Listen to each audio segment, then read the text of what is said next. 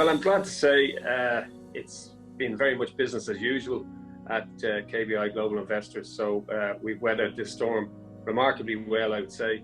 But probably that's not too dissimilar to many other asset managers. As you'll be aware, we have a relatively small boutique investment firm with about 63 employees. But I think more importantly for us, we've always had a very strong global footprint in terms of our client base. So I suppose from that aspect, we've tended to be quite familiar with remote access, so to speak, or working remotely, or certainly communicating over large distances from Dublin. So that part, to some extent, has been seamless. But obviously, it's a different dynamic when the whole firm is operating remotely, which is what we've been pretty much from the end of March. So thankfully, that's supported the business very well. Our experience in that, and I suppose generally the business has performed very, very well. We've continued to grow the business over this period, continue to add to our assets, and continue to work very well with our existing client base.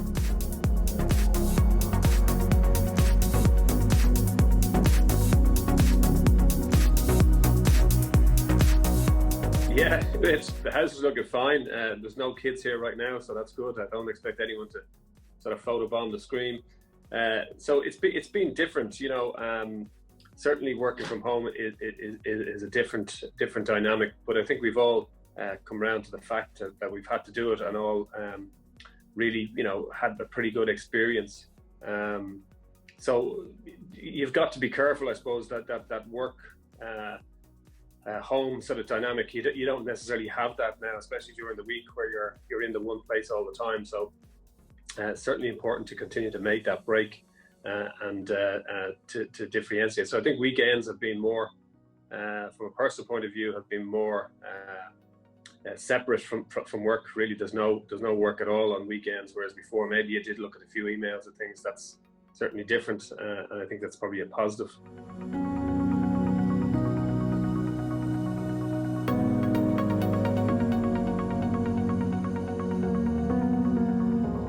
Well, yeah, as you rightly point out, I mean, ESG, or responsible investing, as we refer to it, has been sort of ingrained in our firm since the inception, basically back in 1980, when back then it was all about screening companies out, exclusionary screens, and it's obviously the journey it's taken and the path we've taken with that has changed dramatically over that period. So obviously we now fully integrate ESG into all our investment products.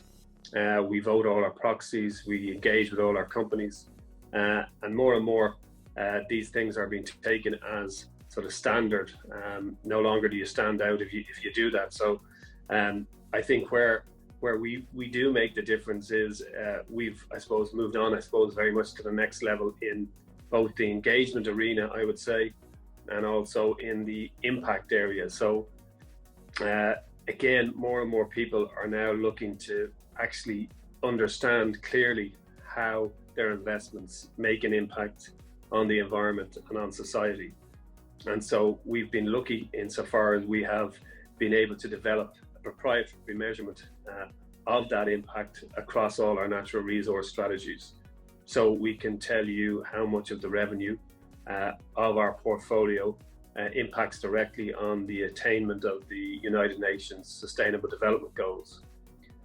So having that metric, first of all, and having the goals since 2016 has helped a lot, because it's given some sort of uniformity to how people can describe or can measure their impact of their funds. So that was the first thing. And then secondly, our ability then to break down the revenue of all our companies into individual company activities and link those company activities to those UN SDGs certainly stands us apart from the competition.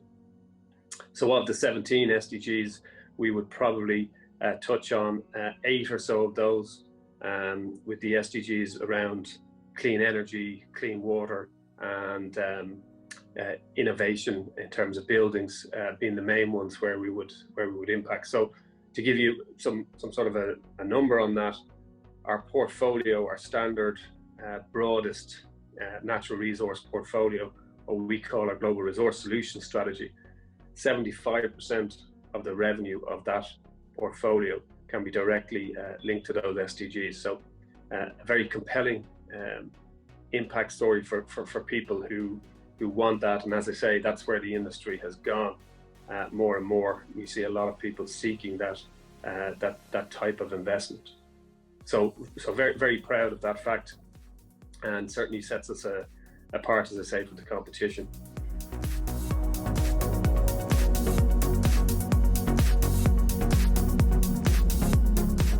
The other area I think where we have improved and the market has improved is on the engagement side. This is an area where we actively engage both from a direct perspective, so that's where we would engage directly with the company ourselves. So we've recently engaged with one of our holdings, a polysilicon maker, trying to encourage them to move away from coal-fired plants. And we have also engaged with a small cap company directly that we own, asking them to disclose their environmental policies to the CDP. And that is effective, but probably more effective is the collaborative engagement, where you can couple with other like-minded investors to have greater power and to deliver a greater result, I suppose, in terms of your efforts.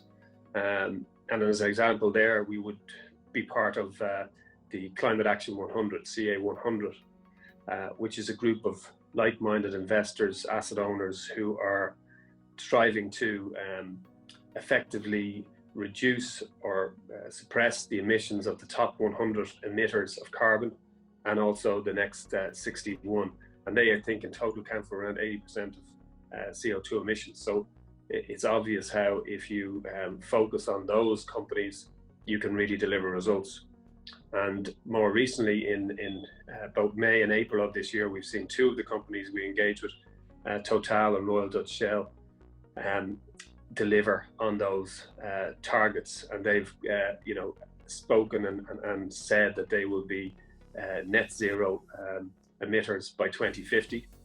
And then one of the companies that we were more involved in ourselves, Enel, at the end of last year, they agreed to a similar objective in terms of being a net zero emitter by 2050. So a long answer, I know, but certainly ESG has changed. It will continue to change in terms of what it means and what it can deliver.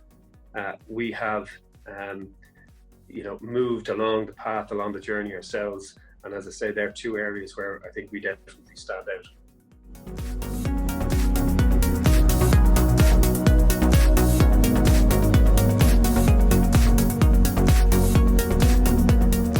Yeah, definitely. It was something we pride ourselves in, as you rightly say. And I mentioned the fact that we're a global player with 30%, roughly a third of our business in each of the America, Europe, and Asia.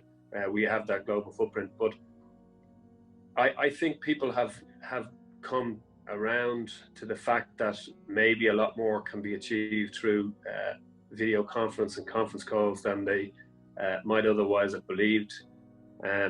I think we all like to see people face to face, but obviously through this crisis, we've been forced into a situation where that's just not possible.